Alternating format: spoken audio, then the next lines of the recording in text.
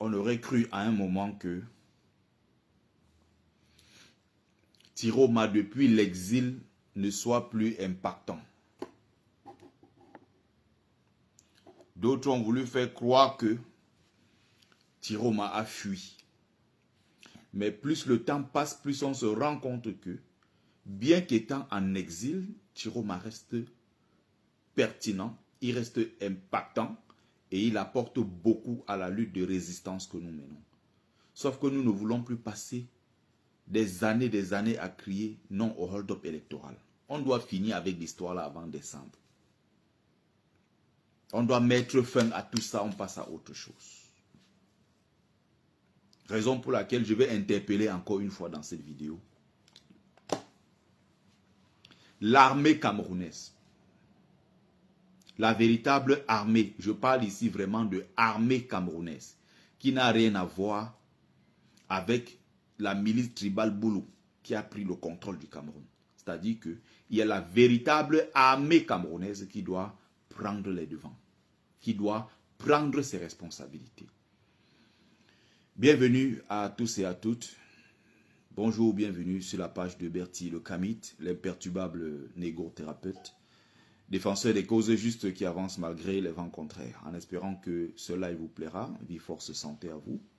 Pluie de bénédictions ancestrales. Bienvenue sur la page de Mumbeso Mbong, grand notable Dieu que je suis, porteur propagateur du savoir ancestral, descendant de la dignité et de ceux qui n'ont jamais trahi. Alors, Tiroma, il faut saluer le travail formidable de cet homme. Oui. Il faut saluer son travail parce que ce que le président Tiroma a fait jusqu'ici n'est pas facile. Les élections sont passées depuis octobre. Plus d'un mois après, on va passer là bientôt au deuxième mois en décembre. Tiroma impacte toujours sur les populations. Là, il a annoncé ville morte, dimanche, lundi, mardi, du 30 au 2. Le pays est déjà en train de bouger. Les gens sont déjà en train de se mettre au pas, en ligne de bataille. Les gens sont déjà en train de se préparer pour ce moment de ville morte. Ça veut dire quoi? Ville morte, si Tiroma donne le mot d'ordre, ça veut dire que le peuple camerounais le reconnaît comme étant son président. Il y a quelqu'un qui est là du RDPC qui dit montrez votre force aux régionaux. Est-ce que vous comprenez ce qui est en train de se passer? Si on part aux élections régionales, ça veut dire qu'on a validé le gouvernement en place, puisque qui organise les élections régionales? Qui va organiser les législatives et les municipales? C'est le régime illégitime de Paul Biya.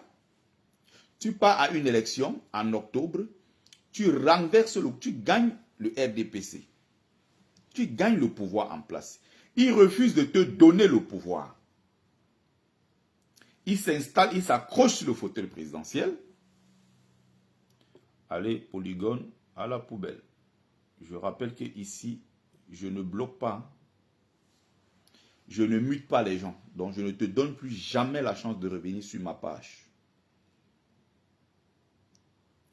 Donc, Amara, il faut aussi faire attention à toi. Il y a l'autre là, polygone, qui a dit Tintin Bamileke. Il a été bloqué. Toi, Amara, tu continues, tu seras évidemment viré. Je ne suis pas ici pour me faire des amis. Encore une autre racaille que je dois bloquer.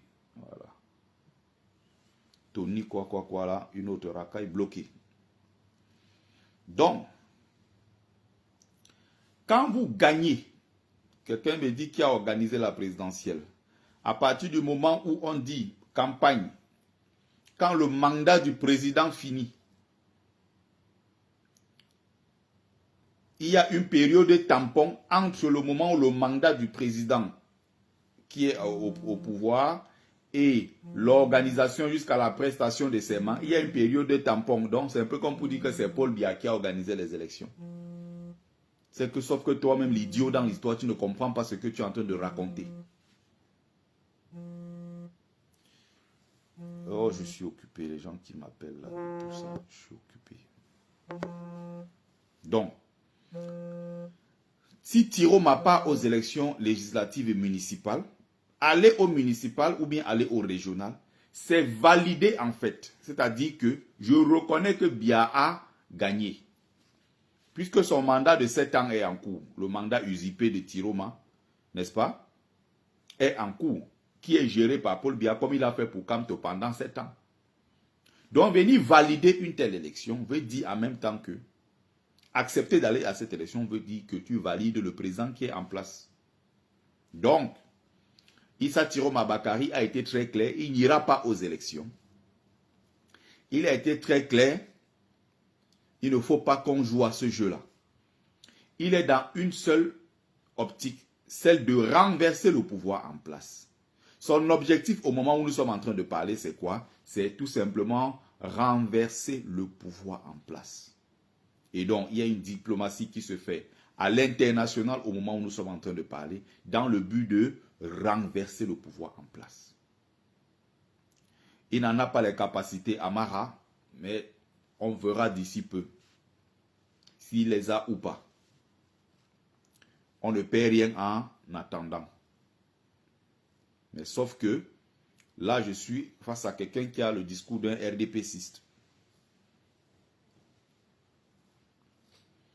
Donc, moi, je n'ai pas beaucoup de patience avec les RDPcistes. Tout ce qui est Sardina, je n'ai pas de patience avec eux, y compris les Sardinas qui sont au sein de ma propre famille.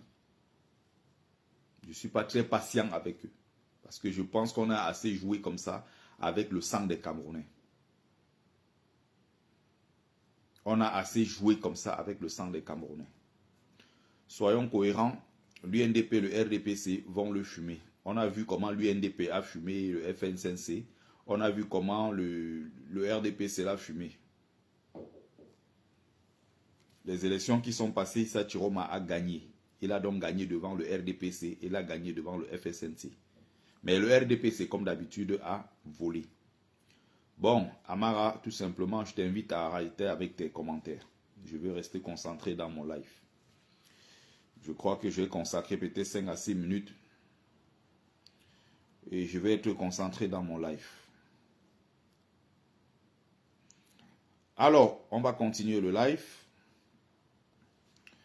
C'est au peuple camerounais de se mobiliser comme il le faut.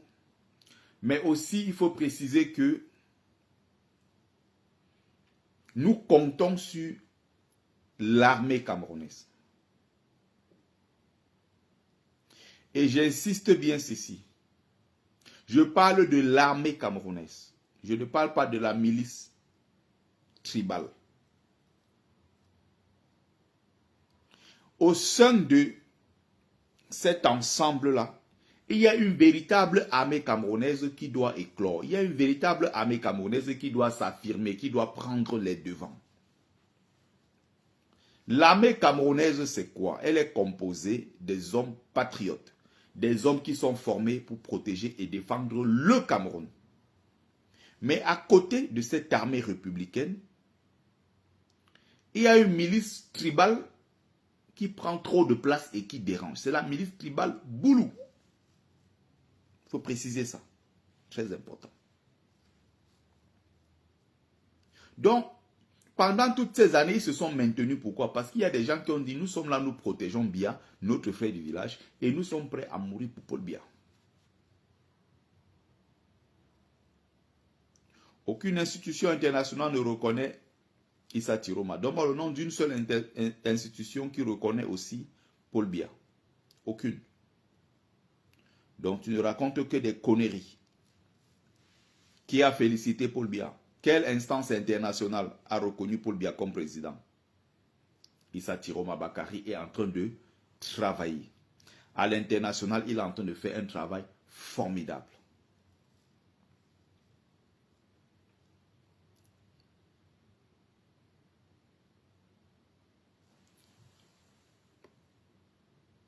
Bon, Amara, tu ne seras pas seulement bloqué, mais tu seras muté. Parce que je ne veux pas perdre mon temps.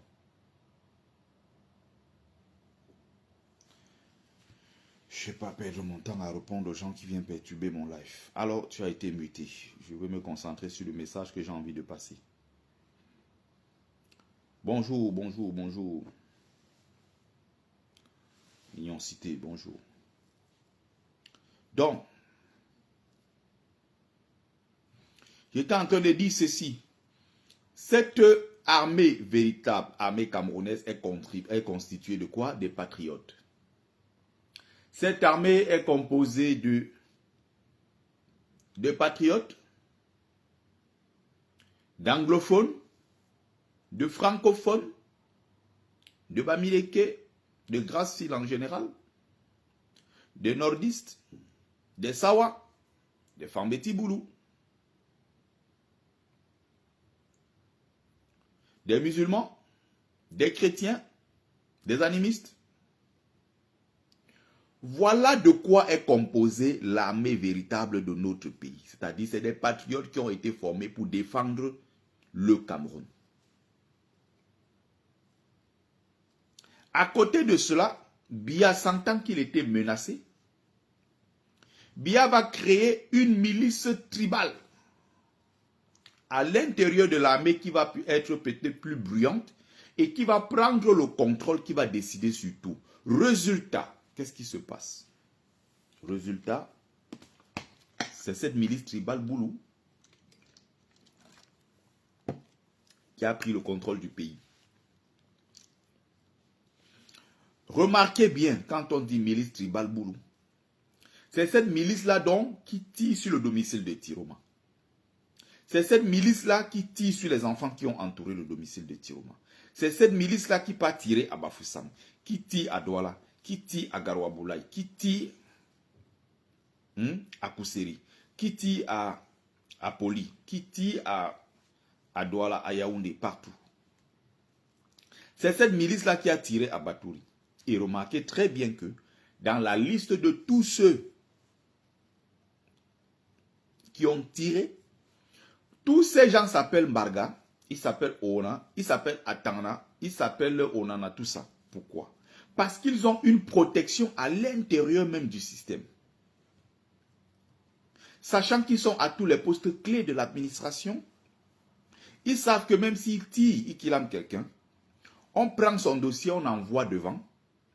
Arrivé devant le président du tribunal, le magistrat ou je ne sais quoi, le commissaire divisionnaire et tout ça. Si on veut monter dans toutes les strates, n'est-ce pas, de l'administration camerounaise, que ce soit dans le cas des fonctionnaires de police, de gendarmerie et tout le reste, que ce soit dans l'administration centrale, que ce soit dans les tribunaux et tout, vous allez toujours rencontrer les mêmes personnes. Et donc, comme ils sont en territoire conquis, ils sont en territoire où ils se sentent en sécurité, ils peuvent donc se permettre de persécuter les autres Camerounais.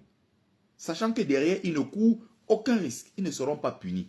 La preuve, ceux qui lament les gens dans les rues sont chez eux assis avec leurs enfants en train de manger, en train de boire, de danser. Clément Atangana a annoncé Biya vainqueur. Biya est là. Chantou dirige le pays. 2 femmes brunes ont pris le contrôle du Cameroun. Avec le monsieur de la SNH, Nathalie Moudiki, la femme de monsieur Moudiki. Les 2 femmes brunes là, ce sont elles qui gèrent le Cameroun au moment où nous sommes en train de parler. Donc, il va falloir rapidement, quand on va prendre le pouvoir, extirper et pulvériser définitivement le noyau Boulou qui est à l'intérieur de l'armée camerounaise et qui crée des nuisances partout, qui crée des problèmes partout. Et c'est cette même milice tribale Boulou qui lame les gens dans le nozo. Remarquez très bien, en dehors des gens qu'on n'arrive pas à, qu'on exécute sur place et dont on balance les corps à gauche, à droite. Remarquez très bien que quand on arrive même à récupérer quelques corps, on les renvoie où? C'est toujours sans élément. Djoum. Vous allez toujours entendre Mbalmayo. Vous allez entendre Kiosi. Il s'appelait Atana. Il s'appelait Oona. Il s'appelait Ngini. Il s'appelait Mvondo. Mais demandez-vous pourquoi ce sont les mêmes noms qui sortent à chaque fois. Est-ce que dans cette armée, il n'y a pas de Kamdem? Est-ce que dans cette armée, il n'y a pas de Aoudou? Est-ce que dans cette armée, il n'y a pas de Dipoko? Non. Ils sont dans ce qu'on appelle l'entre-soi. Ils ont pris le temps de construire tout cet arsenal-là à leur image. Ils ont pris le temps d'implanter leurs tentacules partout en mettant leurs propres enfants qui vont contrôler le système actuellement et de mettre leurs rejetons à l'intérieur de l'ENAM. Ce sont eux demain maintenant qui vont perpétuer le système. Demandez-vous comment on dit que mais on a killé les gens dans le Nozo. Les militaires sont tombés. Mais tous ces militaires qui tombent portent les mêmes noms d'une même région. Ce ne sont pas les militaires camerounais. Ce n'est pas l'armée du Cameroun. Non. C'est une milice tribale boulou à l'intérieur de l'armée qui en réalité a pris le contrôle. Ça veut dire que les gens qui sont des militaires véritablement formés, qui sont babilekés, si vous les envoyez à Douala, vous dites allez tirer, c'est des gens qui n'ont pas envie de tirer sur les populations. Comme ce qui s'est passé dans le Nord, vous croyez que vous prenez Aoudou et tout ça, vous dites allez tirer, il va tirer sur ses frères. Il va arriver, il va parler le patois avec eux. C'est pourquoi vous avez vu François Pelené, on a envoyé dans le Nord, on a dit va tirer, il a dit qu'il ne part pas. Va arrêter Tiro Matiti sur lui, il ne part pas. On a pris qui? Ngouet. On a dit à Ngouet, va mener l'opération pour qu'on attrape Tiroma. Donc, quand ils partent partout, remarquez très bien que, c'est pour ça que je parle de la véritable armée camerounaise doit naître. Et la milice tribale boule doit être pulvérisée au profit de la véritable armée camerounaise. Pourquoi? Remarquez que les mêmes maintenant, qui s'appellent Mbarga, qui s'appellent Atana, qui s'appellent Mbondo, ils ne tirent jamais sur les gens dans leur région. C'est-à-dire que ils ne tirent jamais à Saint-Mélima. Montrez-moi là où vous avez vu à Saint-Mélima. Ils ont tiré sur leur propre population. Tu ne peux pas envoyer Mbarga. Tu ne peux pas envoyer Aono, Ngini. À Mbalmayo, tu lui dis d'aller tirer. À Konolinga, tu lui dis d'aller tirer. À Ebolova, d'aller tirer. À Kiosi, d'aller tirer. Il ne va pas tirer là-bas parce qu'il sait qu'il y a de fortes chances qu'en tirant, il tire sur ses propres frères. Et même s'il va tirer, il va tirer dans une zone où c'est que cette zone-ci est majoritairement peuplée d'étrangers, entre guillemets. Ou bien d'allogènes. C'est ce qui existe. Je n'ai pas besoin de mettre les guillemets là parce que ça existe dans la constitution camerounaise. Il y a des autochtones, il y a des allogènes. Donc quand vous voyez ce qui s'est passé à Garoua-Boulaye, qui est bien l'est du Cameroun, une bonne partie de Garoua-Boulaye ici est peuplée des populations du Grand Nord. Donc quand on les envoie là-bas, tirer sur les gens, ils sont convaincus que comme ils tirent là, 99% de chances, il n'y a pas leurs frères à l'intérieur. Parce que leurs frères sont de l'autre côté et ils ont fait des vidéos pour dire que non, ils sont des Makas, ils sont des autochtones, ils sont des vrais gens de l'Est. Ils n'ont rien à voir avec ceux qui sont en train de manifester et que ceux-là sont des voyous, ce sont des étrangers qui sont venus occuper leur terre. On a vu des vidéos de ces gens-là qui étaient en train de dire que non, nous sommes des autochtones, ici c'est chez nous, c'est notre village. Allez faire ça à l'ouest, allez faire ça au nord là-bas avec votre mouton de Tiroma.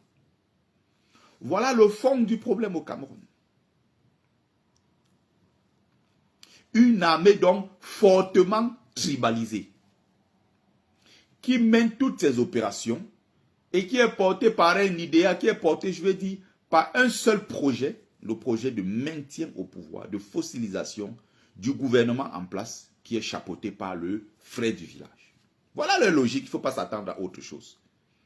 Donc quand on lui dit, va à Bafoussam, en tant que Mbarga, en tant que Oona, quand il arrive à Bafoussam, il va faire un carnage. Il va canarder les gens parce qu'il sait que parmi tous ces gens-là, il n'y a pas ses frères dedans.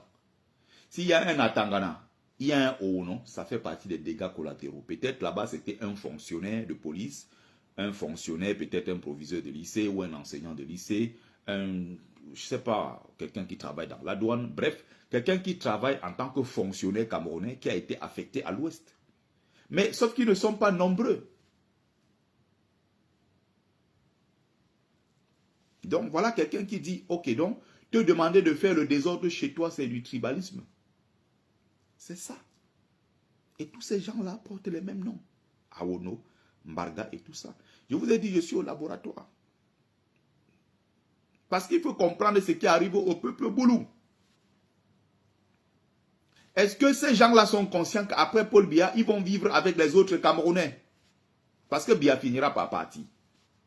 Est-ce que vous avez conscience que après Biya, vous serez appelés à cohabiter avec vos frères que vous êtes en train de mépriser aujourd'hui? Le moment viendra, vous allez pleurer. Je dis toujours ici que je prie pour les Boulous. Après le départ de Paul Biya, il y a peut-être des gens qui n'ont pas encore montré un autre visage. Et vous le verrez le moment venu. C'est pour ça que la plupart des anciens ont peur. Et c'est pour ça qu'ils disent à leurs enfants, attention, il ne faut jamais laisser que le pouvoir soit pris par un nordiste. Parce qu'ils vont rendre la pièce. Rendre quelle pièce? Parce qu'ils savent ce qu'ils ont fait aux nordistes en 1984. Avec le faux coup d'État. Un faux coup d'État qu'ils avaient eux-mêmes organisé. Pour pulvériser, nettoyer tous ceux qui étaient du Nord et qui étaient dans l'armée et dans l'administration fidèle d'Aïdjo. Et maintenant, ils ont donc peur des représailles. Ils ont peur donc de la flèche au retour. Il y a donc une dame qui tient le discours que nous connaissons. C'est les Bami qui vont pleurer après Paul Biya. Nous attendons que cette période arrive et que nous pleurons. C'est ce que nous attendons. Il y a ceux qui ont fait des vidéos pour dire que on va vous montrer. C'est le seul qui sauve le peuple bamileke encore, c'est que Paul Biya est encore en vie. Le jour où Paul Biya ferme l'œil, on va vous montrer quelque chose dans ce pays. À ceux-là, j'ai juste envie de donner une réponse. Mais il ne faut pas parler trop fort. Il ne faut pas parler fort. Est-ce que vous êtes prêts donc à écouter ma réponse? Puisqu'il faut que je réponde en fait. Est-ce que vous êtes prêts à écouter? Tirez bien vos oreilles parce que je vais répondre dans quelques secondes. Les Bamileke sont prêts. On attend que ça depuis.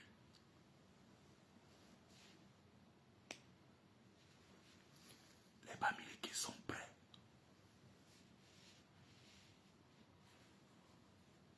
Nous sommes au laboratoire depuis des années. On est à l'intérieur de là comme on est en train de travailler. On est en train de faire des choses. On se prépare. Les Bamileke sont prêts. Il n'y aura pas de second génocide. Le jour que vous allez perdre la route, quelque chose va vous arriver, vous n'allez pas croire un seul instant. Parce que nous sommes nombreux. Parce que nous sommes puissants. Parce que nous avons l'argent, même s'il faut qu'on achète les armes. Nous avons l'intelligence. Nous avons tout. Donc, ceux qui veulent perdre la route pour aller dans ce sens, bon courage. J'ai dit bien. Il veut me faire un peu le genre. ça fait rigoler ça. Ou c'est Janou nous veut me faire rigoler en fait. Il dit que vous voyez, tu viens de dire que le peuple Boulou va pleurer. J'ai dit ça ici depuis des années. C'est maintenant que tu apprends ça. Il dit que les Boulous, et quand je dis Boulou ici, je parle de la tête, je ne parle pas de la queue. Quand je parle des Boulous ici, il faut savoir que dans Boulou, j'englobe tout ce qui est Fambeti Boulou, c'est-à-dire le centre, le sud et l'est, les trois régions là. Puisque vous êtes les esclaves des Boulous, donc vous êtes chapeautés par les Boulous. C'est les Boulous qui décident s'ils vous donnent un morceau de manioc ou un morceau de plantain et tout. C'est les Boulous qui décident. Le département le plus puissant du Cameroun s'appelle le département du Dja et Lobo. C'est le département du Dja et Lobo qui décide du sort de tous les autres départements. C'est Paul Biya qui décide. Donc même vous qui êtes à Yaoundé, la capitale c'est chez vous, mais c'est un Boulou qui est sorti de l'autre côté du sud, qui est venu prendre la capitale et qui dirige. Donc les gens comme on appelle les Ewondo, tout ça, les Manguissa, les Bachenga, tous ces trucs-là, vous êtes derrière. C'est pour ça que quand je parle généralement des Boulous. Dans vos petits mots du RDPC, là, vous ne faites peur à personne. Dans elle veut faire les choses du RDPC. Genre, on effraie les gens. Bonjour Youbas. Bonjour Tatamon. Myriam Foto, ma personne. Bonjour. Donc, elle veut faire un peu genre, on effraie les gens en disant, ah, vous voyez, tu viens de dire que les Boulous vont pleurer, mais j'ai dit ça depuis des années ici, les Boulous vont payer. Tu n'es pas au courant? D'une manière ou d'une autre. C'est pour ça d'ailleurs que vous avez peur de perdre le pouvoir. Non, ce n'est pas parce que vous aimez tant le pouvoir que ça. Non, c'est que vous vous dites, attention, si les nordistes prennent le pouvoir, nous, on est morts en guerre. Parce que les nordistes vont rendre coup pour coup. On les connaît. Peut-être qu'ils ne parlent pas trop, mais c'est des gens très rancuniers. Très, très rancuniers. Je vous l'ai mis ça ici. Je ne veux pas ressortir le livre à chaque fois. La partie où Aïdjo dit,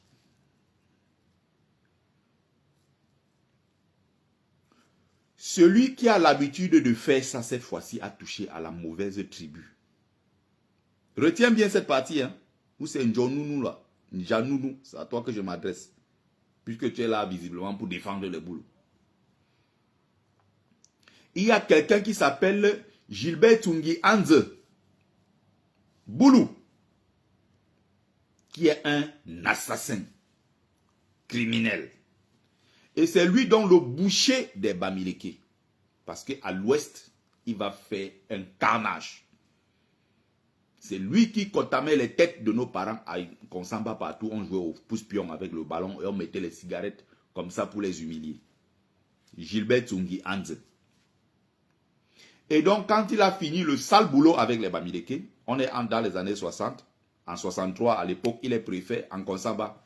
Ce sont eux qui vont faire les massacres, qui vont killer les gens à l'ouest un peu partout. Et jusqu'à aujourd'hui, hein, la ville de Konsamba, ça fait plus de 70 ans. Tous les préfets du département du Mungo, Boulou, ils sont Boulou. Ils ont pris une seule fois un Bamoun. Le Bamoun là n'a pas fait un an. On a encore changé. On a mis les gens de Yaoundé. C'est les Boulous depuis 70 ans. 60 ans, bientôt 70 ans. Qui sont préfets en Konsamba. Ils ont fait des massacres. Celui donc qui s'appelle Gilbert Tungi Anze, mort à Bruxelles en 2007, sans être inquiété par l'armée camerounaise, par la justice camerounaise, sans être inquiété par la justice internationale. Quand il va donc finir le sale boulot avec les Bamileke, il va donc se transformer en boucher des nordistes. À l'époque, il rendait service à Aïdjo. Il va donc continuer le boulot maintenant en massacrant les fidèles d'Aïdjo qui étaient dans l'armée et dans l'administration camerounaise. Ce n'est pas moi qui invente, c'est l'histoire de notre pays. Vous avez ce bouquin-ci en plus que je suis en train de lire en ce moment. J'ai terminé le petit bouquin du fils d'Agatha Moudio. J'ai pris celui-ci. Ce costaud livre de 800 pages pratiquement. Il coûte 48 €. Achetez-le et lisez-le. Donc quand il va faire le sale boulot contre les nordistes, Aïdjo va dire ceci. Encore lui, Gilbert a encore fait ça. Parlant comme ça de ses frères du Nord que Gilbert a Kilam. Et il a dit, Gilbert s'est trompé cette fois-ci. Il a affaire à un peuple qui n'oublie jamais. Ce n'est pas comme les Bamileke sans caleçon en tomate. Les Bamileke Tuma. Ce n'est pas comme les Bamileke qui se lèvent le matin, midi et soir. Ils pensent à l'argent, l'argent et l'argent. Ils ont attaqué cette fois-ci un peuple qui n'oublie jamais et qui ne va pas pardonner ce massacre. Le même Tungi Anze a contribué avec les Bias, les Semengue, le criminel que vous voyez là, Semengue. Ils ont massacré comme pas possible. Donc, est-ce que tu comprends, Janounou, pourquoi la plupart des gens qui sont Boulou ont peur que Tiroma prenne le pouvoir? Lui-même, Tiroma, qui a subi pendant 7 ans de prison, sous le même Biya, sous le même régime de Paul Biya. Beaucoup qui ont disparu. Il y a des villages au nord qui ont carrément disparu de la carte. Ces villages-là n'existent plus. Les dernières cases qui étaient là-bas, ils ont brûlé, ils ont mis du feu, les villages n'existent plus. Ce sont tes frères qui ont fait ça. Ils ont fait ça là-bas au nord, nettoyé. Et tous ceux qui sont là, ils ont creusé les fosses communes en Balmayo, fosses communes en Fou. Ils ont creusé les gens, ils ont jeté à l'intérieur. Pour protéger le pouvoir du frère du village. Pourquoi? Parce qu'à l'époque, il y a le clan des Essingans qui se met en place à partir de 84, qui détourne le projet national et dit à Biya, c'est notre tour de manger. Ndianounou, si tu ne connais pas cette histoire, je suis en train de te la raconter. C'est à toi que je m'adresse, puisque tu es visiblement venu défendre les boulous. Et tu veux faire comme si tu veux faire peur aux gens.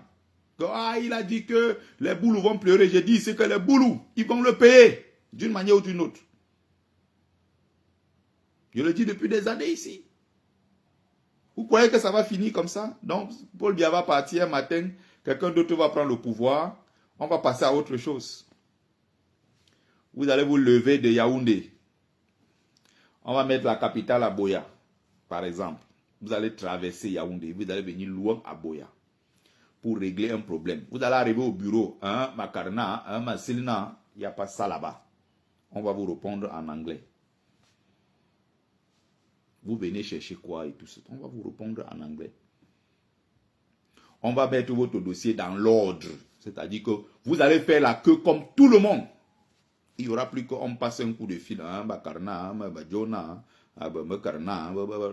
C'est fini. Et comme vous êtes dans la zone qui n'a aucun contact avec les anglophones, c'est le peuple le moins anglophone du Cameroun. Le boulot va apprendre à parler anglais. Vous allez aller là-bas, vous allez commencer à zéro comme tout le monde, vous allez faire la queue. Pour obtenir un dossier, vous allez finir, vous allez démarrer, rentrer à Yaoundé. Et on va déplacer cette capitale. La capitale ne sera pas Yaoundé. On va mettre cette capitale-là ailleurs.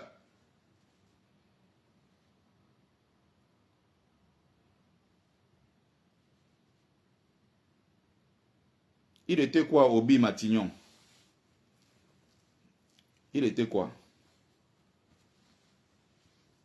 Il faut me répondre en commentaire, toi qui es crédit. Ou tu ne comprends pas le concept, la notion de boulot dont je parle. Rends-toi crédible, hein? Il faut répondre.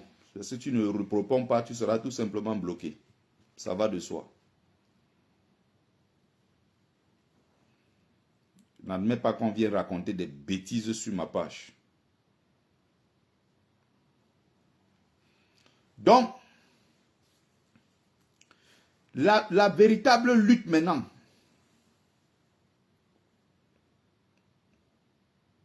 voilà encore les mêmes. Moi, je vais juste bloquer sur TikTok. Donc, il va falloir donc lutter. Parce que jusqu'ici, nous sommes dans une situation très complexe. Hein.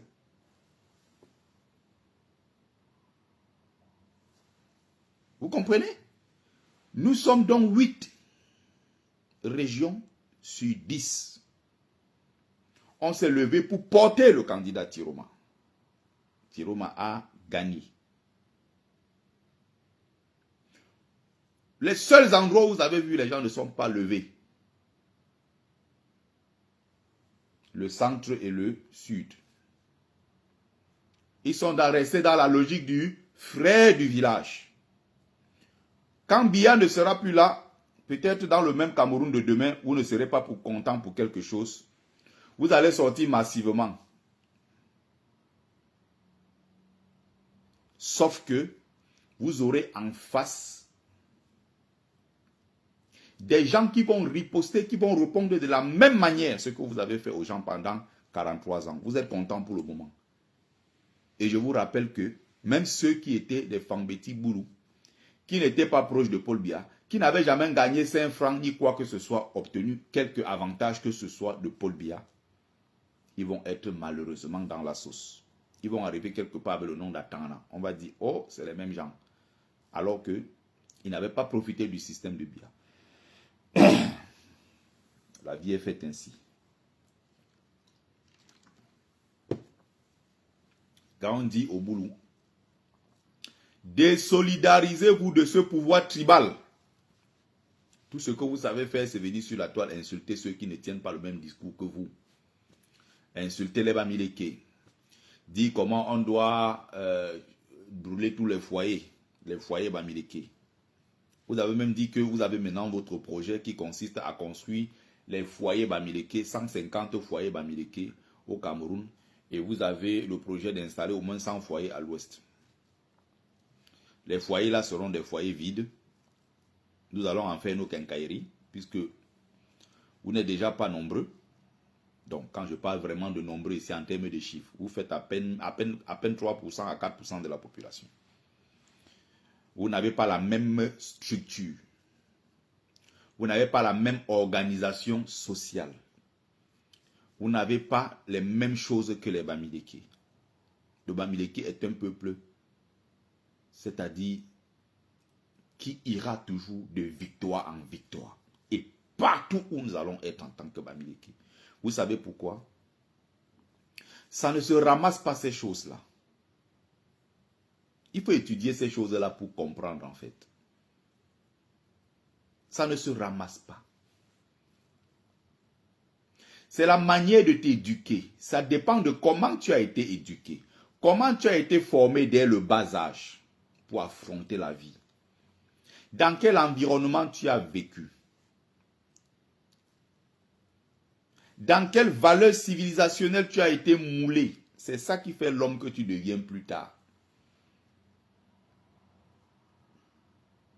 Ce n'est pas une affaire de... Parce que Paul Biya, on peut même mettre Paul Biya pendant 100 ans au pouvoir. Son peuple ne deviendra pas grand-chose. D'ailleurs que les Boulous ne sont connus dans l'histoire du Cameroun que parce que Biya a existé. Boulou dans l'histoire du Cameroun, c'est zéro. C'est rien du tout. Ce n'est pas un peuple qui a bâti une civilisation, ne serait-ce que même une civilisation mineure. Il n'y a pas de civilisation dans cette zone-là. Ce n'est pas moi qui l'invente. Les écrits sont là. C'est codifié, c'est légalisé par l'État même du Cameroun et par les intellectuels camerounais. Tout ça a été validé par le ministère de l'Éducation. Rien du tout. Donc quand Patrice Nganang dit que quand on est arrivé, on est venu trouver les ancêtres de Paul Biya sans caleçon dans la forêt, on dit que c'est du tribalisme. Vous êtes libre de bavarder sur tout ce que vous avez envie de bavarder. Ça, c'est votre problème. Mais le Bamileke est un homme. Alimba, tu ne monteras pas ici pour la bonne et simple raison que je ne reçois pas la racaille sur mon plateau. Je ne suis pas là dans vos débats à la con. Vos conneries, ça ne me concerne pas. Je ne te ferai pas monter ici parce que c'est une perte de temps. Tu es juste quelqu'un fait de... enfoui dans un magma de chair. Rien dans la tête, tout est dans le corps. Rien dans le cerveau. Tu es ce qu'on appelle sur la toile les suiveurs. Tu n'as pas de base, tu n'as aucun raisonnement, aucune logique, aucune formation. Tu es comme les moutons qu'il y a nombreux sur la toile. Comme des moutons qu'on voit partout sur la toile, qui se lèvent. Quand tu vas t'asseoir dans un direct, tu écoutes, on a dit telle bêtise, tu t'assois dans un autre direct, tu répètes les mêmes bêtises. Qui t'a dit que moi j'ai le temps à perdre à discuter avec les gens comme vous? Je suis votre camarade. Si tu aimes ce que je fais, tu suis. Si tu n'as pas... Voilà, la même racaille. Je vais juste bloquer la racaille et puis je m'arrête là. Je n'ai pas de temps à perdre avec la racaille.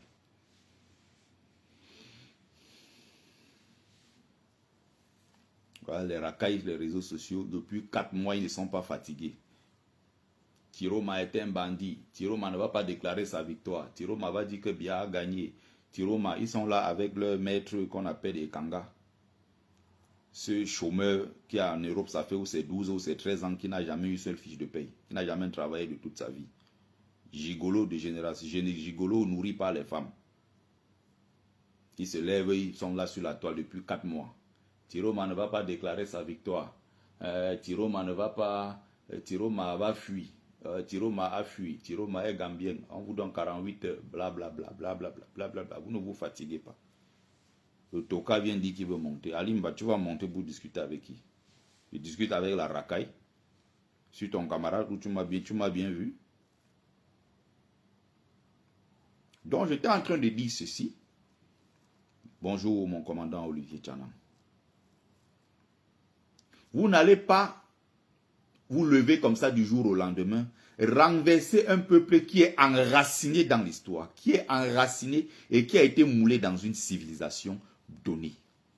La civilisation Bamileke est une réalité. Quand tu vois la manière de former le Bamileke dès le bas âge, il n'y a pas son égal ailleurs. Je ne parle même pas du Cameroun. C'est-à-dire que tu vérifies même en Afrique, il est difficile de voir ailleurs comment on forme un enfant Bamileke dès le bas âge, le contexte dans lequel il grandit. Ce n'est pas donné. Il ne faut pas croire qu'on se lève un matin, on fait ce que les Bamileke font, avec tout ce que nous avons subi comme génocide au Cameroun. Vous avez aujourd'hui dans un pays de 30 millions d'habitants, quelque chose qu'on appelle le dimanche Taro. Bonjour Claire Bitois. Bonjour. Dimanche Taro a pris une autre dimension en diaspora. Ça a pris une autre dimension au Cameroun. Le Taro. C'est un plat royal Bamileke. Donc j'ai l'impression que les gens pensent que ça tombe du ciel. Non. Aujourd'hui, les gens voient le ndop.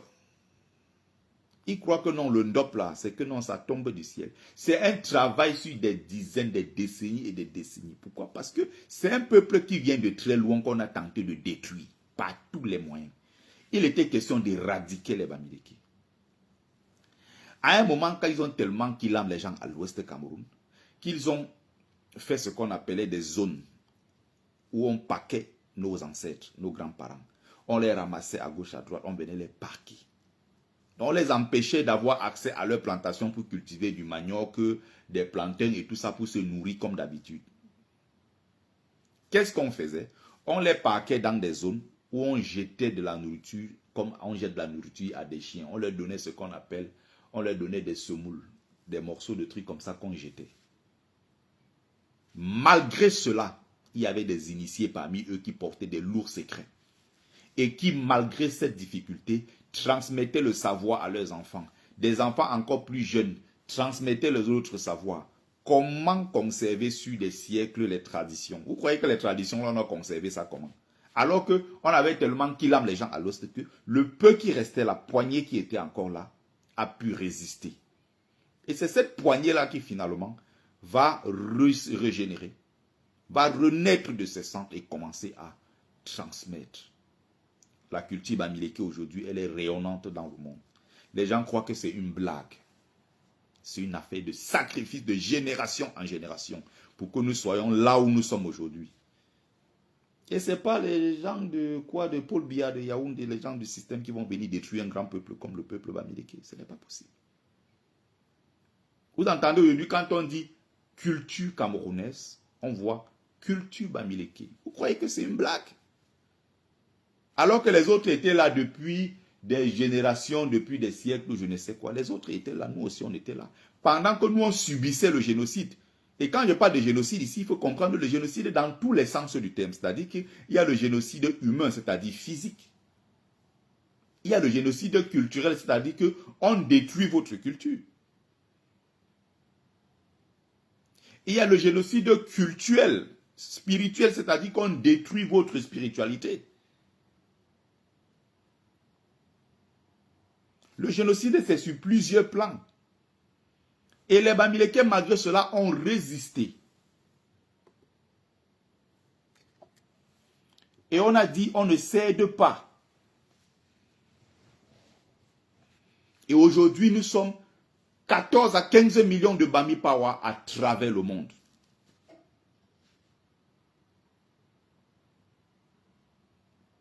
Et les gens pensent qu'on se lève un matin, on vient détruire un peuple comme le peuple Bamileke. Ce n'est pas possible. Biya a essayé avec les Chinois, il a échoué. Il a essayé avec les hommes d'affaires libanais qu'il a fait venir. Il a échoué. Il a essayé avec les hommes d'affaires grecs. Il a échoué. Allez prendre les Pakistanais partout dans le monde entier pour venir au Cameroun, détruire les Bamileke. Vous ne pourrez jamais. Je vais vous prendre des exemples très simples au niveau de la culture. Vous regardez, vous voyez, le Bamileke, quand tu as déjà 16 ans, 17 ans, on commence à te mettre la pression. Quand tu commences à avoir 20 ans, on commence à te dire tu es vieux, il faut que tu sortes de la maison. Va te chercher. Va te chercher. On commence à te mettre la pression. Une autre racaille que je dois bloquer. Bloquer. Je vous ai dit, vous restez poli. Bonjour Elena, oui. Vous restez poli, vous m'écoutez. Vous n'aimez pas ce que je fais, vous partez. C'est aussi simple que cela. Donc, quand on commence à te dire, tu dois prendre tes responsabilités. Les gens se lèvent, mettez good life s'il vous plaît. Les likes et les cœurs, c'est très important.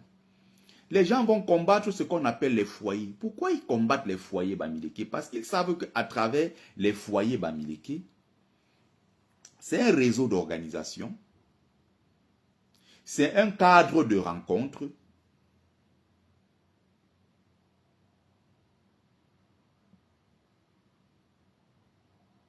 c'est un espace où les gens peuvent échanger, les gens peuvent apprendre des autres. Les gens arrivent dans des villes, on leur dit, allez voir votre frère qui est de tel côté. Ça te fait d'abord, il y a quelque chose d'abord qui te rassure. Ça te décharge d'abord d'un poids. Quand on te dit que tu as quitté l'Ouest, comme le cas de nos parents qui ont quitté l'Ouest, la plupart, qui étaient des gens qui fuyaient le génocide. Ils arrivent à Douala. Une fois arrivés à Douala,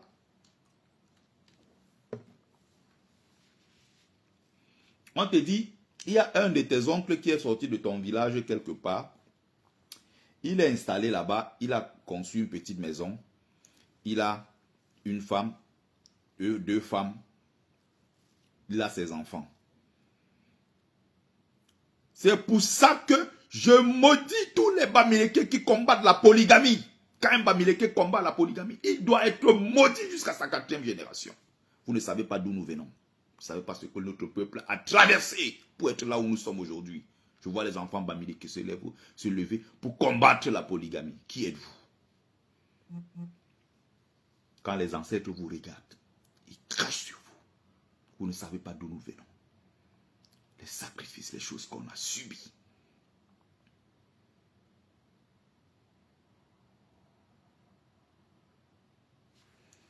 Ou c'est Dali d'accord, là, j'attends le profil là pour bloquer rapidement. La personne va revenir de toute façon. Voilà.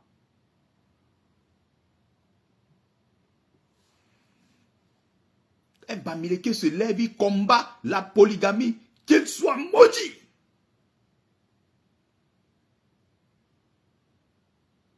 On a failli disparaître en tant que peuple. Je reviens donc sur le jeune Bamileke à qui on dit, il y a ton frère quelque part. Et une fois arrivé là-bas, prends quelqu'un qui arrive peut-être à Paris, tu ne connais personne. On te dit, il y a un oncle de la tante de, même si vous n'êtes pas de la même famille, il est du même village que toi, vous parlez le même patois. Il est à tel endroit, va le voir. Il te dit que non, bien, on va partir à la réunion. Je n'ai pas peut-être place chez moi, mais dans la communauté, on peut peut-être trouver quelqu'un qui va te garder d'abord 2-3 jours. Imagine, tu arrives à Paris, tu n'as pas où aller. 3 jours, on te dit qu'on va te garder 3 jours. On te libère d'abord d'un poids dont tu n'as même pas idée.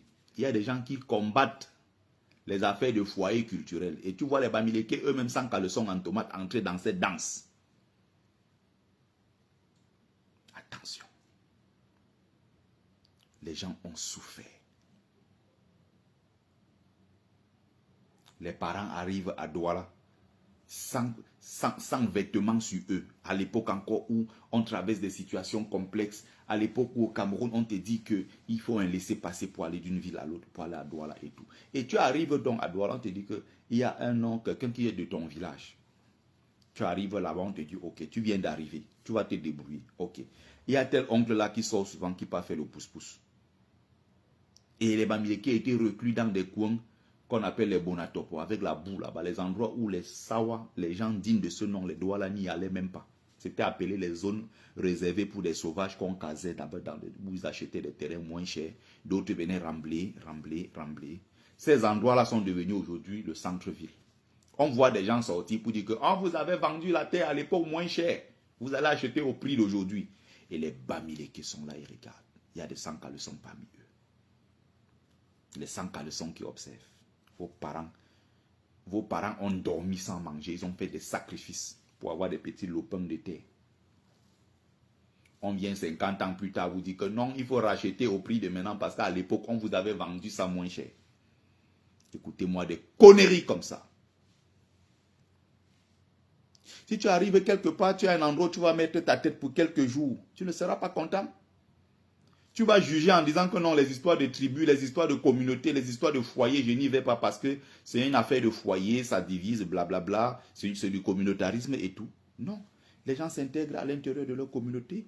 On essaie de trouver des solutions à l'intérieur de la communauté. C'est en allant à la réunion qu'on va lui dire, il y a un tonton qui fait le pouce-pouce, va avec lui te débrouiller. On lui dit, ah, à l'intérieur de la réunion, ah, comme tu es célibataire, tu viens d'arriver.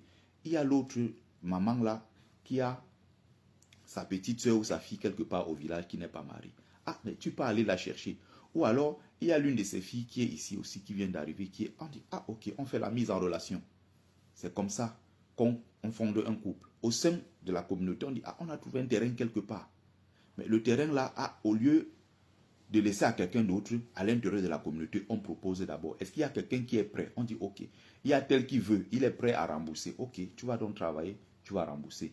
La communauté peut se cotiser, on dit, ok, on va trouver tel. Il a son petit lopin de terre, 100 mètres carrés, 200 mètres carrés. C'est dans ça qu'il commence. Après, il fait sa petite maison, il a sa femme, il a ses enfants. Et c'est comme ça qu'il les scolarise, il les éduque et tout. Les enfants là grandissent sachant qu'ils ont le devoir de s'occuper de leurs parents plus tard. Et donc, très tôt, ils commencent à sortir de la maison pour se chercher. Moi, à un certain âge, j'ai commencé à comprendre que il fallait que je me batte étant premier né de ma famille. Il fallait que je me batte pour tirer les autres vers le haut et montrer le bon exemple. Je suis parti de la maison. On est allé se chercher. C'est l'histoire des millions de Bamileke. C'est différent des gens qui ont reçu une autre éducation qui veut que on peut rester dans la même maison familiale pendant de génération en génération sans que ça ne dérange personne. Les gens ont leur culture. Mais je dis ma culture, moi en tant que Bamileke, je suis un winner. Je suis fier d'être descendant de dignes hommes qui se sont battus à travers l'histoire, le peuple Bamileke. Et ils m'ont donné cette force, cette énergie. C'est pour ça que je suis là. C'est pour ça que je tiens. La résilience. On a appris aux gens le travail, la communauté, la solidarité, la force de travail, la persévérance. On a appris ça à notre peuple. Je vais vous prendre des exemples très simples. L'arrivée des Bamileke en Europe ici, ça ne date pas de longtemps. Les Bamileke avant ne voyageaient pas beaucoup. Mais si on veut prendre les communautés, les Camerounais en diaspora, les plus nombreux en diaspora aujourd'hui, c'est les Bamileke. D'un côté, ça a un avantage. Mais d'un autre côté également, ça a ses désavantages. Parce que c'est des millions de Bamileke, oui, qui vont prendre une belle expérience, qui vont acquérir des choses, qui vont étudier à travers le monde et qui vont ramener cette expertise-là au Cameroun pour développer le Cameroun. Je suis d'accord. Mais d'un autre côté, c'est des enfants Bamileke qui s'en vont et qui ne se verront plus jamais. Un enfant ton frère qui vient en Europe, vous êtes un membre de la famille, vous envoyez 4 en Europe, vous croyez parfois faire du bien. Sauf que les 4 qui sont en Europe, il y a un en Allemagne, l'autre au Canada, un autre en Australie, un autre je ne sais pas où est en Angleterre. Les enfants que vous êtes déjà en train de faire naître partout, c'est les enfants qui ne se connaîtront jamais. Jamais. Quelle différence entre Bamileke et Bamoun? Ça ne nous concerne pas. Nous sommes Bamileke.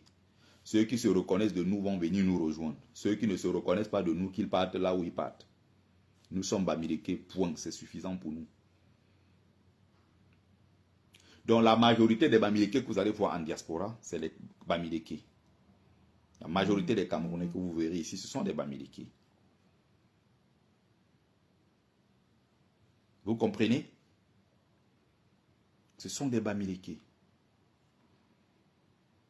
Qui sont ceux qui émergent le plus? Quand vous regardez, on dit la liste des docteurs africains en Belgique ou Bamileke, la liste des docteurs camerounais au Canada, la liste des ingénieurs camerounais en Allemagne, un peu partout, vous voyez les Camerounais.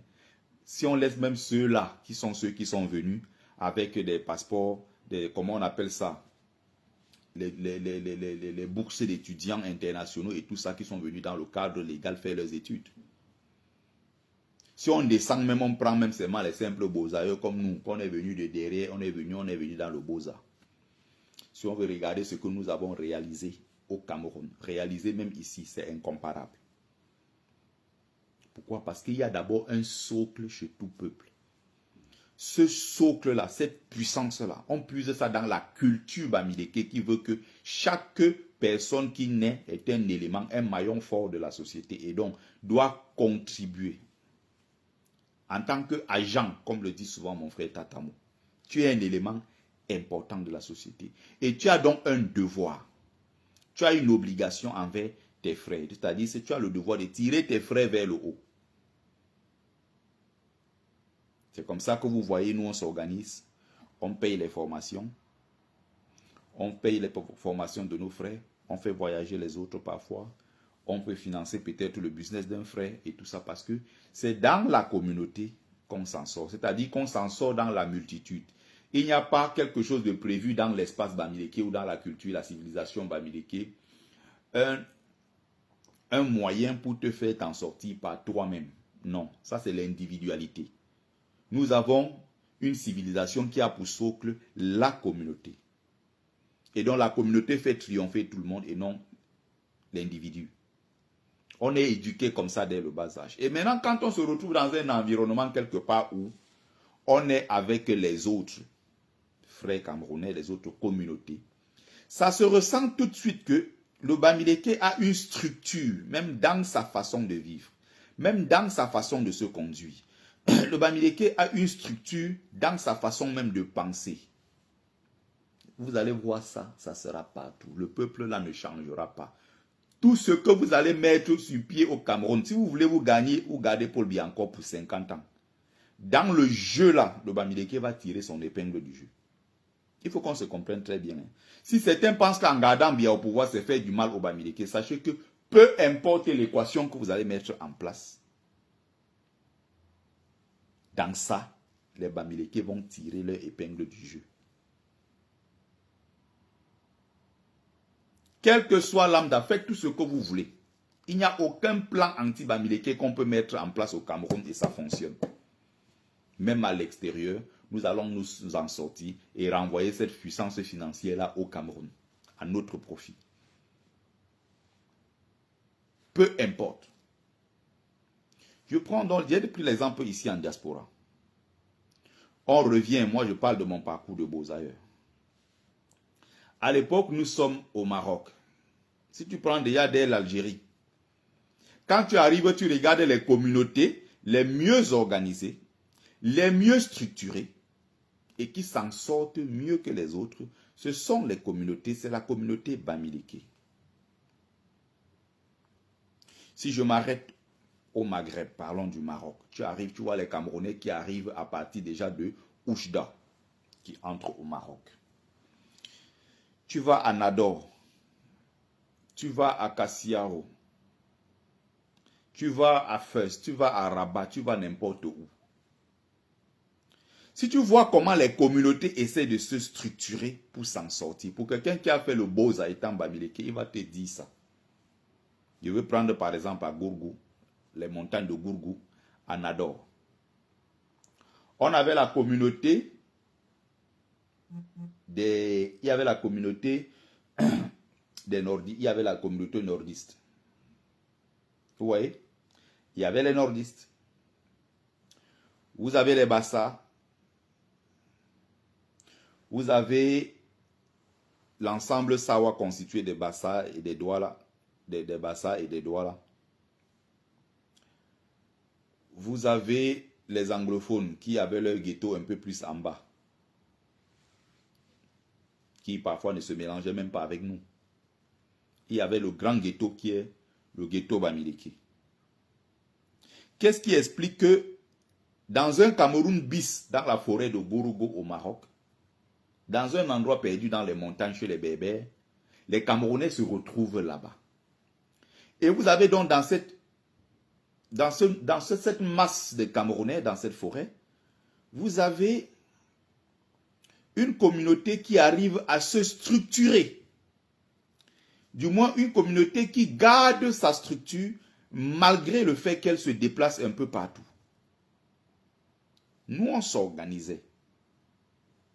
Les Tonganais, les Bafang, les Bouddha, les Sessi, les Bangante, il y a la communauté Bamileke qui était là. Nous, on se lève à 4h30. Ce que je suis en train de vous dire là, il y a beaucoup de gens qui ont bossé avec moi, donc ils me connaissent. Moi, je les connais, donc je ne suis pas en train d'inventer des choses. À 4h30, nous, on se lève.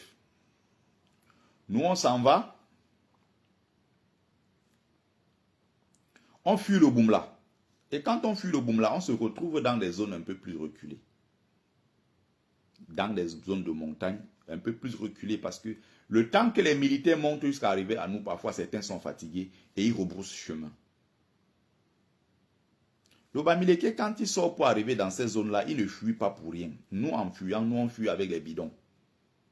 C'est-à-dire qu'on, pour ne pas faire deux tours, on fuit avec nos bidons. De telle manière qu'une fois arrivé vers le haut, là où on se cachait, quand le Boumla va finir,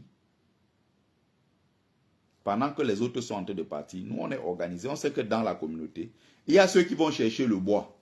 Ils vont chercher du bois. C'est leur travail.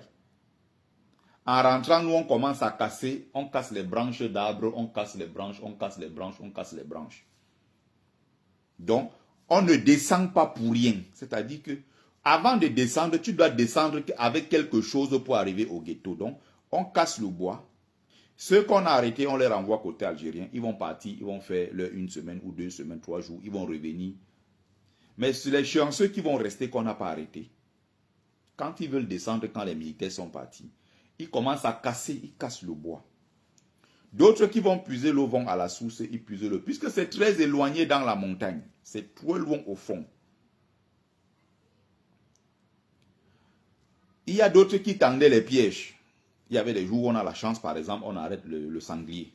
Ou parfois, voilà, on arrête le sanglier. Donc, on a dans notre communauté déjà des gens qui tendent même les pièges. Est-ce qu'on se comprend? On partage, s'il vous plaît. On envoie le maximum de likes, le maximum de cœur. Et dès qu'on finit, on redescend. Il y a ceux qui gardent le matériel, c'est-à-dire que dans la communauté, telle que nous on est organisé, il y a ceux qui gardent le matériel. Le matériel, c'est quoi? C'est ceux qui gardent les marmites, ceux qui gardent les bâches, parce que parfois il pleut. On a besoin de construire nos petites tentes et tout pour se mettre à l'intérieur. On a surtout les besoins des couvertures. Il y a ceux qui protègent, qui gardent ça. Voilà comment nous on se structure. Et quand nous on arrive en bas, là où tout le monde se met et tout, là où on se place dans les zones de rochers, bon, la zone de récréation si vous voulez, où on se retrouve avec tous les autres Camerounais et donc toutes les autres communautés. Moi, j'étais de ceux-là, puisque j'ai la facilité avec la langue, je parle facilement avec les Arabes, je suis arrivé, j'ai vite appris, je communique avec eux plus facilement. Moi, je vais dans les marchés, moi, je vais chercher la nourriture. Moi, je vais chercher de la nourriture. Moi, je vais dans des marchés, je vais loin, dans les Bénichiques, là-bas, dans les zones de montagne, 10-11 km dans les montagnes, là-bas. Nous, on va chercher la bouffe là-bas. Soit on va au marché de Nador, qui est très risqué, au marché de Beni Ensar. On va dans des zones, c'est comme ça que, à un moment, je dois monter avec la nourriture pour aller déposer au ghetto pour qu'on prépare. Il y a entre-temps, ceux qui sont des commerçants dans le même groupe, qui se sont levés depuis 4h30, ils sont allés chez le boutiquier arabe chercher du pain. Avec du beurre, des chocolats, des trucs. Ceux qui ont acheté aussi la farine pour faire les beignets haricots. C'est-à-dire que même dans le Boza là, on est structuré dans notre Boza. Je ne sais pas si les gens mesurent ce que je suis en train de dire. Ce n'est pas une affaire. C'est-à-dire que quand tu as grandi, tu as été élevé dans ça. C'est quelque chose que tu portes en toi et tu marches partout avec. C'est comme ça que On vient le soir maintenant. Il y a d'autres que c'était les spécialistes juste pour préparer. Ils préparent. Ils sont là, ils cuisinent, ils cuisinent, ils cuisinent, ils cuisinent. Quand on finit maintenant, on dépose, on sert. Chacun mange. À côté maintenant, tu as d'autres ghettos, d'autres communautés. Ils n'ont pas la même organisation. Résultat, le soir, quand nous on veut manger, d'autres traversent, ils viennent faire ce qu'on appelle lire les jeux. Heureusement, quand je parle ici, il y a des gens qui ont fait le beaux-arts avec nous. Ils sont là, ils sont en train de commander. Ils savent de quoi je parle. Quand je parle de la structuration, la manière dont on éduque le Bamileke, la manière de le former, il porte en lui ses valeurs, il porte en lui les idéaux de ses ancêtres.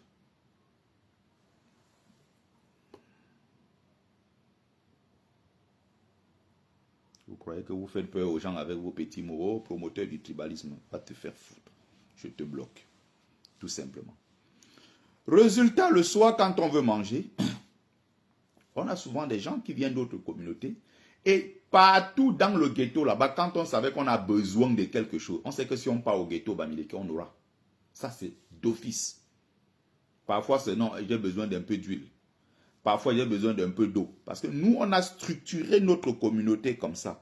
C'est-à-dire qu'à l'intérieur, il y a quand même quelqu'un qui a un petit rôle. Il y a toujours un petit truc que tu dois jouer.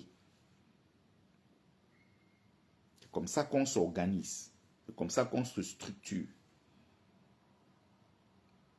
Et il y avait parfois des gens qui étaient, il y avait des gens parfois qui étaient avec nous. C'est-à-dire qu'ils ont été habitués avec nous. C'est-à-dire qu'il y avait ça pouvait être un boulou par-ci, un bassa par-là qui est avec nous et qui dit que hey, bango, bango, père, moi ici avec les BAMS, avec eux on ne dort jamais affamé. Hey, père, moi ici avec les BAMS, je ne bouge pas ici avec eux.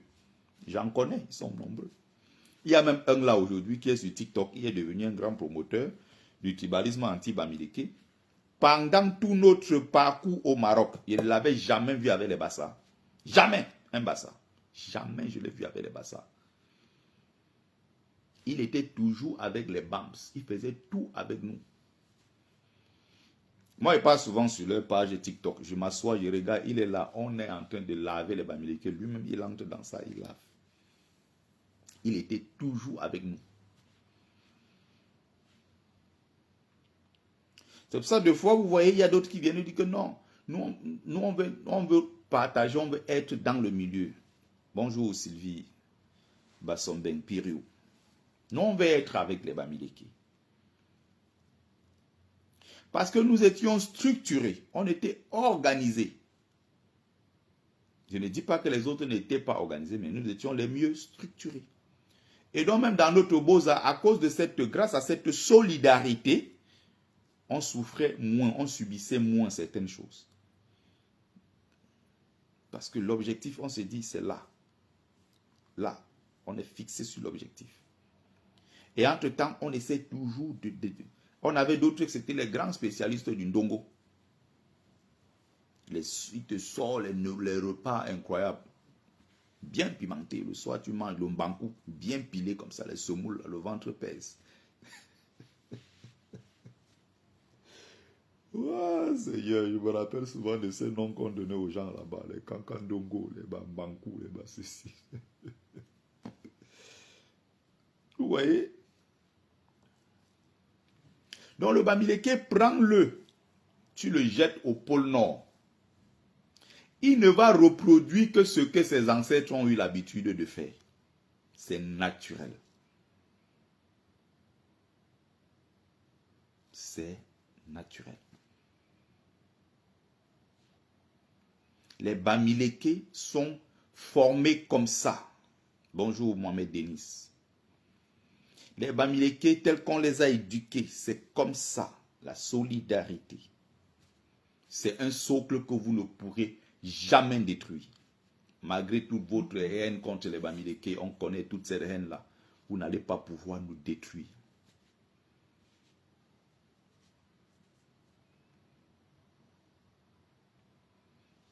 Il y avait des gens qui disaient que non, nous on veut, non, même dans le Beaux-Arts, quand tu prends même à Tanger, si je laisse Nador, je viens du côté de Tanger. Les Bamileke du côté de Tanger avaient la même organisation, la même structuration. Et à un moment, il y avait ceux aussi qui étaient dans le business, c'est-à-dire qu'il y a des gens qui sont donc des passeurs, c'est-à-dire que ceux qui sont devenus des grands passeurs dans le business de faire voyager les gens, vous allez remarquer donc parmi les Camerounais, c'était des Bamileke. C'est un business déjà, il faut un capital. Il fallait connaître les Arabes qui font dans cette, c'est-à-dire qui ont des voitures qui transportent des gens pour amener vers le bord du fleuve, le bord de la mer, qu'on appelle les automafias. Il fallait connaître les Arabes qui sont les passeurs dans ce domaine-là.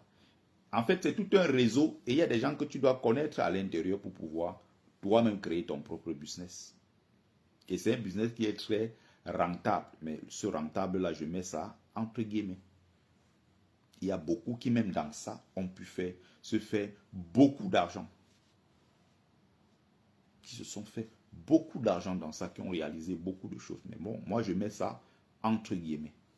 Il y a pour certains qui pensent que c'est du bon argent, d'autres se disent qu'ils font leur business, mais encore une fois, je dis c'est un métier sans cœur, comme je l'ai intitulé, comme je l'ai mis dans mon livre, dans l'un des chapitres.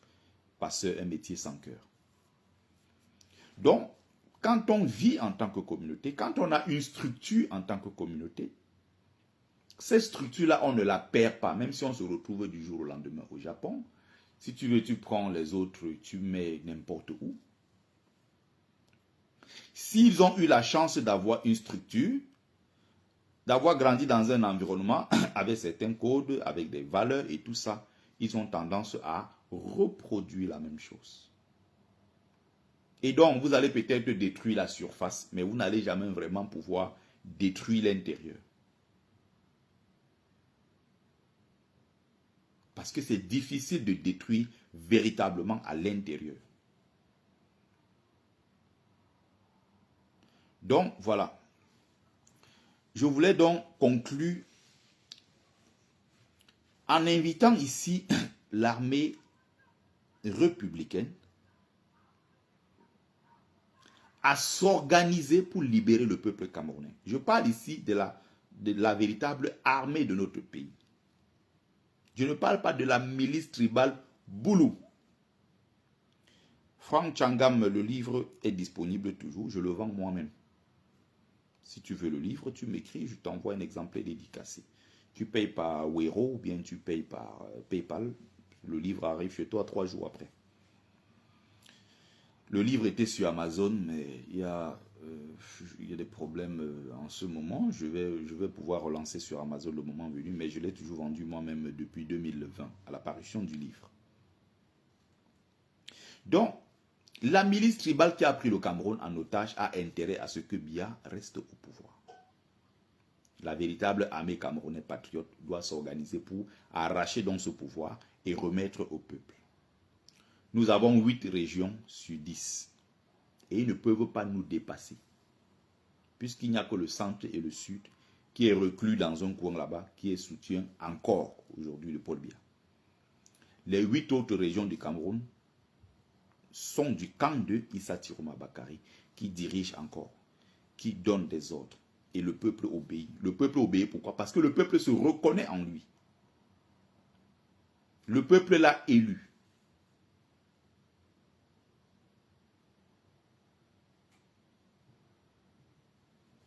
Donc, il y a encore l'impact de Tiroma au moment où nous sommes en train de parler. Il a un impact encore sur les populations. Mais il ne faudra pas que ça dure trop longtemps. On se comprend? Il y a l'impact de Tiroma. Merci Somrek. C'est d'ailleurs un très bon livre que je recommande. Ça a aidé à voir ce que sont réellement les réalités des beaux-ailleurs. Donc, tu vois, je le vends depuis 2020, hein, donc il y a des milliers de gens qui l'ont lu à travers le monde. Mon livre, d'ailleurs, est lu dans des universités. Hein. Dans des universités aux États-Unis, il y a beaucoup qui font des mémoires dessus, d'autres qui font des thèses même d'ailleurs dessus. Récemment encore, c'était à l'université de Leiden en Allemagne, non, en Hollande, à Leiden, où mon livre était lu. Donc, voilà ce que je voulais apporter cet après-midi dans ma communication de cet après-midi. Voilà le message que je voulais porter auprès, n'est-ce pas, des vrais soldats, des vrais militaires camerounais qui aiment le peuple et qui aiment ce Cameroun-là, qui aiment notre pays, le Cameroun. Le chauffage, je commence à sentir un peu trop chaud.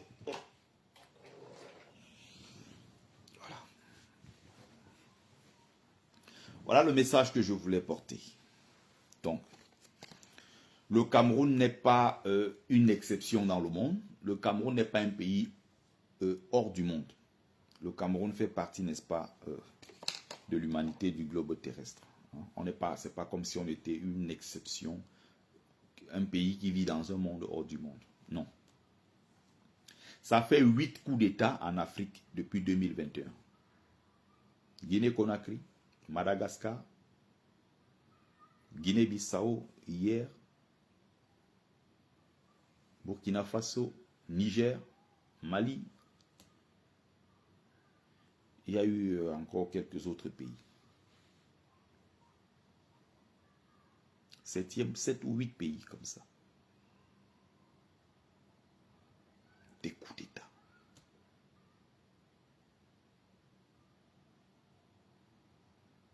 Mais on ne comprend pas pourquoi le cas du Cameroun, le pays là a traversé vraiment les remèdes, comme on dit.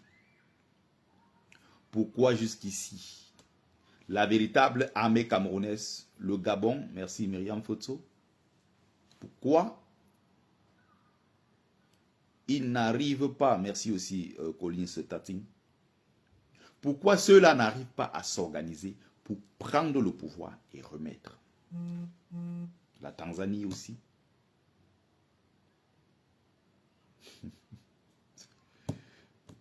C'est un cas spécial. Il faut effectivement que les choses changent.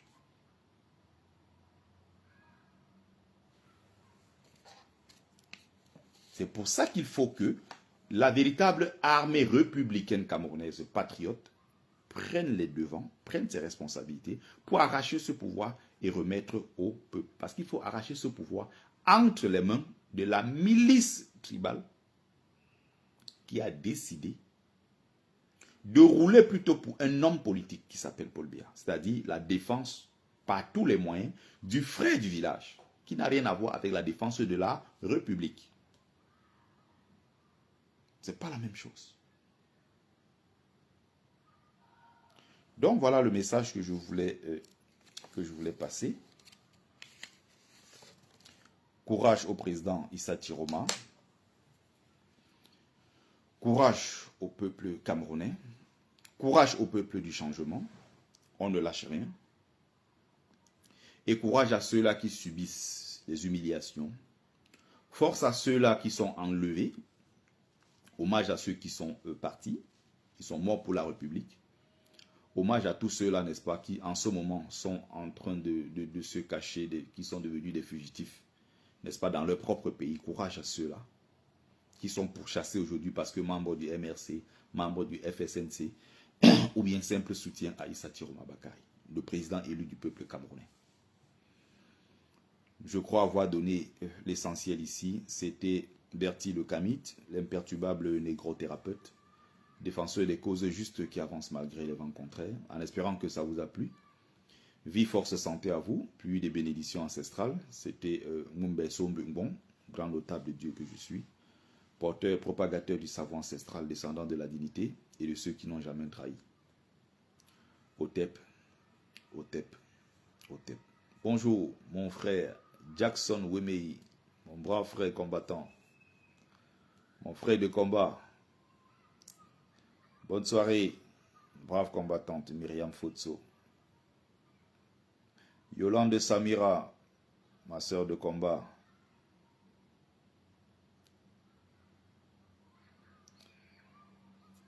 Merci pour les cœurs, merci.